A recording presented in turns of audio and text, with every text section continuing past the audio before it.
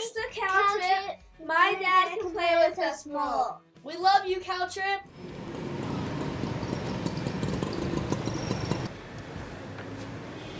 Cowtrip.com. Commuting sucks, but it doesn't have to.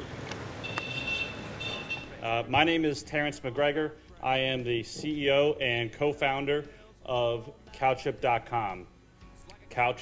Commuting sucks, but it doesn't have to. The whole purpose behind this app is to mitigate the pain that people experience commuting. Commuting is a fact of life.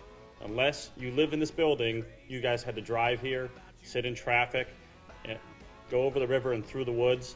It's an extremely depressing topic. I'm a father. I have 3 children. I hate commuting. And one day I sat down and I plugged it all out, and I looked at how many quality hours I had with my kids, and it was something like 35 minutes a night, and I was driving 2 hours a day, and I just couldn't deal with it anymore. So I looked out for tools. I couldn't find anything. I worked from home for a while, but now I'm starting to commute again, and I said enough. So I decided to make this app, and this is the story. I'll take you guys through it. As you can see, the idea behind this is that as you drive and you commute, it's very you can see the cow gets angrier. There's a threshold, there's an imaginary threshold at about 25 minutes where your quality of life starts to decrease. This is based on some Swedish studies. All right, so I'm gonna go ahead and log in. And what you're gonna see here is what I'm trying to do is I'm trying to help people understand the cost-benefit analysis. When people go buy a house out in the suburbs, like, hey, I'm gonna go out here, it's gonna be great. Oh, my commute's only 35 minutes. But what are you really giving up? Nobody. When you come in here, you're going to update your profile. Okay, so I travel about 25 miles, 42 minutes each way. This is a made-up hourly rate, and I have this concept of hidden in public search, but we'll talk about that later.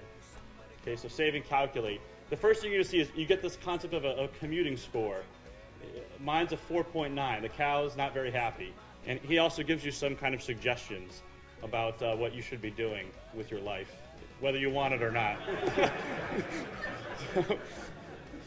So some of the analytics that I really wanted to hammer home were, the financial aspects. What does the mileage cost? That's like a typical one you see on all sorts of things. But also this potential income. As you're driving, if you're driving, an hour one way, both ways, 5 days a week, that's a lot of money that you're missing out on. Time is, is another typical factor. The social impact is, there's a professor at Harvard, Robert Putnam. He wrote a book about bowling alone, how people become disconnected from their communities, disconnected from their neighbors. So this is a big part of what we're trying to do is highlight that. Your fewer chances of having social bonds in your community. Sun exposure. Recently on CNN, there's a guy, a trucker. I don't know if anyone has seen this or not. I had the visual, but I cut it out. But half his face is all sunburned. So, as I was driving, I remember getting sunburn on my arms, like as I was doing my commuting. And I thought, this is terrible. So we have this experimental metric in here: sun exposure, things that happen to you, carbon footprint, more standard things. Like this is what you're using per year, and this is what happens when you commute. I mean, when you carpool with somebody else, how you drop it. And this is probably one of the cooler ones. This is this concept of weight impact. There are tremendous studies out there about being sedentary. So when you're in your car, your metabolic rate drops down dramatically.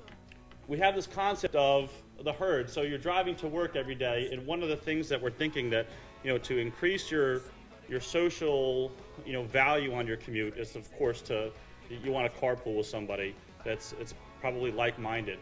So what we came up with, and this is a beta, we launched this a couple weeks ago, is this concept of, hey, you want to search for not only where you work, but it's where you live. So we have these filters set up where you have this work and home location, and users can pop up. And let's say this guy over here, these are clouds of uncertainty where we kind of mask where the users are, and we have this concept of escalating trust, which we're going to start building, once we have a good understanding of who our users are.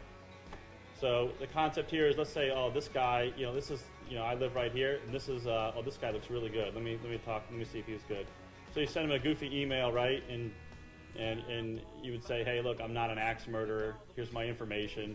And you would start to connect with this guy. And that's kind of the concept that we're building, is this herd. You're building your own herd. You're building your team of people. So when you're spending that time in a car, it's not as isolating, and that social impact is not as devastating.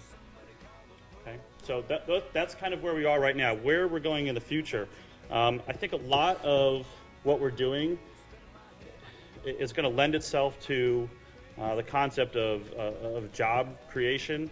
If you're driving, if you're looking at your commute and you're driving this distance, you're driving right by a perfectly good employer every day, it becomes a lot easier for you to find another job.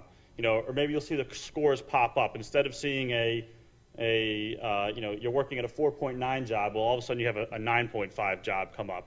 And it's that kind of concept of employers posting jobs, and that's one of the things that we're looking at is jobs. All right.